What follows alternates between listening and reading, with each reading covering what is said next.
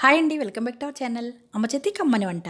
ఇవాళ రెసిపీ వచ్చేసి టమోటా ఊరగాయ. టమోటా పచ్చడిని చాలా రకాలుగా ప్రిపేర్ చేయొచ్చండి. ఏ విధంగా చేసినప్పటికీ టేస్ట్ అయితే చాలా బాగుంటుంది. మన ఛానల్లో టమోటా ఇన్స్టెంట్గా పచ్చళ్ళు ఉన్నాయి. ఇవి ఊరబెట్టిన పచ్చడి అనమాట.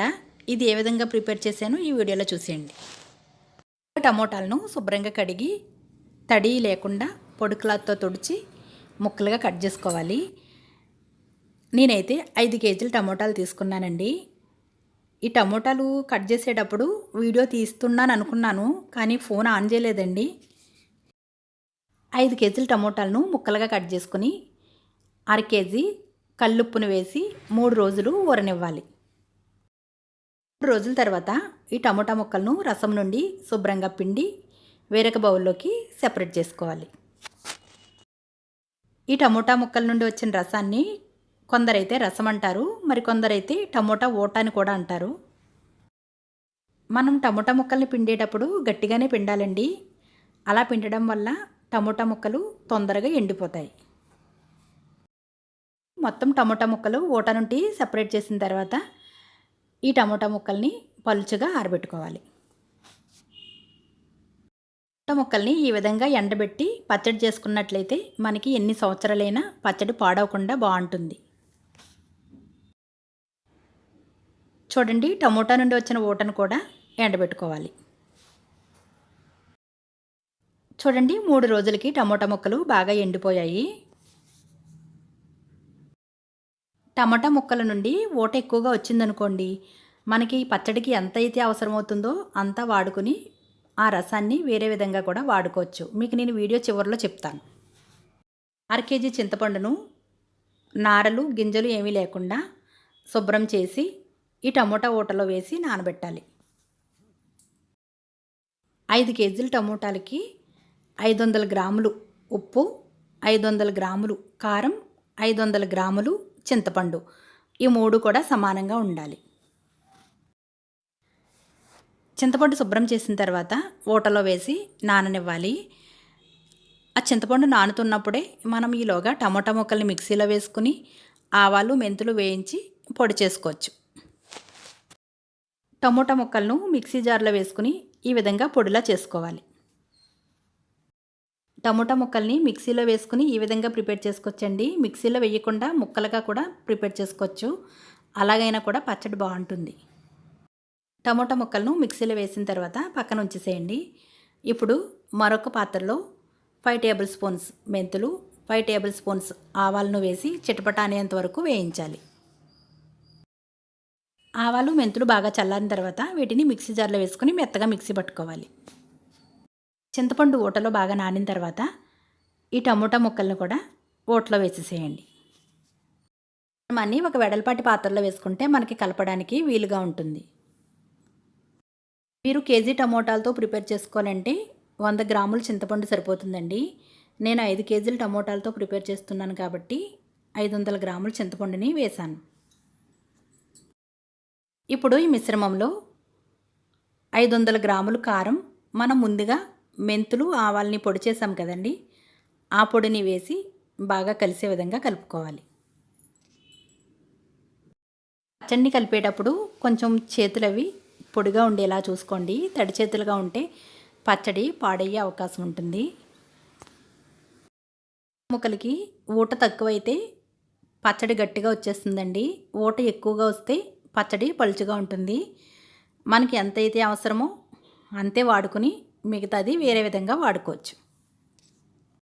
టమోటా పచ్చడిని మిక్సీలో కానీ గ్రైండర్లో కానీ వేసుకోవాలి.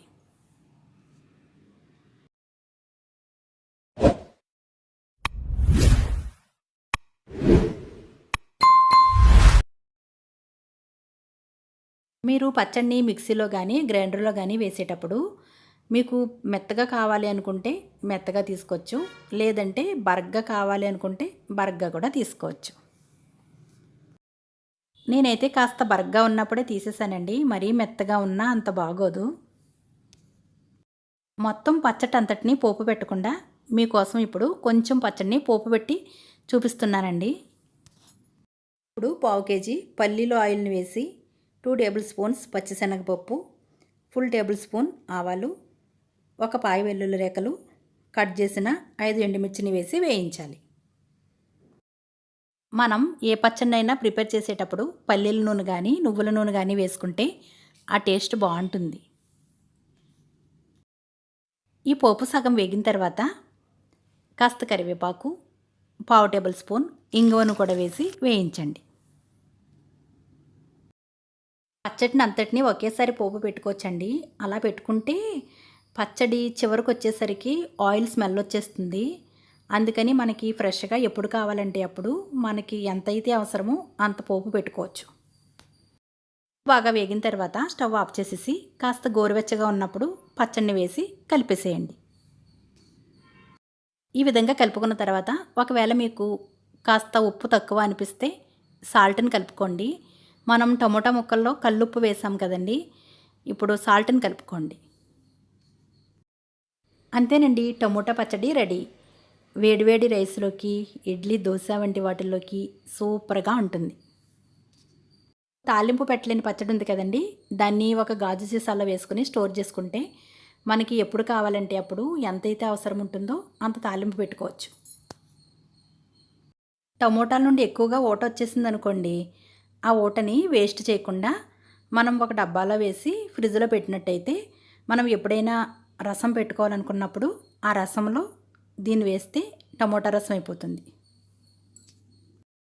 మనకి ఎంత అవసరమో అంత పచ్చడిని తాలింపు పెట్టుకుని ఇలా గాజు సీసాలో వేసి స్టోర్ చేసుకోవచ్చు. పచ్చడి అంతటినీ ఒకసారి పోపు పెట్టకుండా మన అవసరానికి బట్టి ఎంత అయితే అవసరమో అంత తాలింపు పెట్టుకున్నాం అనుకోండి, ఆ పచ్చడి ఫ్రెష్గా టేస్ట్ కూడా చాలా బాగుంటుంది. తాలింపు పెట్టలేని పచ్చడి బయట ఉంచినట్లయితే పాడైపోతుందేమో అని మీకు డౌట్ రావచ్చు. ఫ్రిడ్జ్లో పెట్టేసేయండి. మీకు సమయం ఉంటే పచ్చడిని ఒక అరగంట సేపు ఎండలో ఉంచండి. ఎండలో ఉంచకపోయినా పర్వాలేదు. పచ్చడిని బయట ఉంచేటప్పుడు చీమలు రాకుండా ఈ విధంగా లక్ష్మణ రేఖను గీసేసేయండి, చీమలు రావు. అంతేనండి, టమోటా పచ్చడి రెడీ. మీరు కూడా ట్రై చేయండి, చాలా అంటే చాలా బాగుంది. మనం కేజీ టమోటాలను పచ్చడి పెట్టేటప్పుడు ఎంతైతే క్వాంటిటీ వేసామో ఆ క్వాంటిటీని పెంచుకుంటూ మనం ఎన్ని కేజీల టమోటాలనైనా ప్రిపేర్ చేసేసుకోవచ్చు. చాలా ఈజీ అండి టమోటా పచ్చడి. నేను 5 కేజీలకి 500 గ్రాములు వేసాను కదండి. కేజీ టమోటాలు పెట్టుకోవాలనుకోండి 100 గ్రాములు చొప్పున సరిపోతుంది. ఇప్పుడు పచ్చళ్ళు ఎవరికి పడటం లేదు కదండి, చింతపండు పులుపు ఎవరికి పడటం లేదు కదా, కాబట్టి మీరు కాస్త చింతపండుని తగ్గించుకోవచ్చు.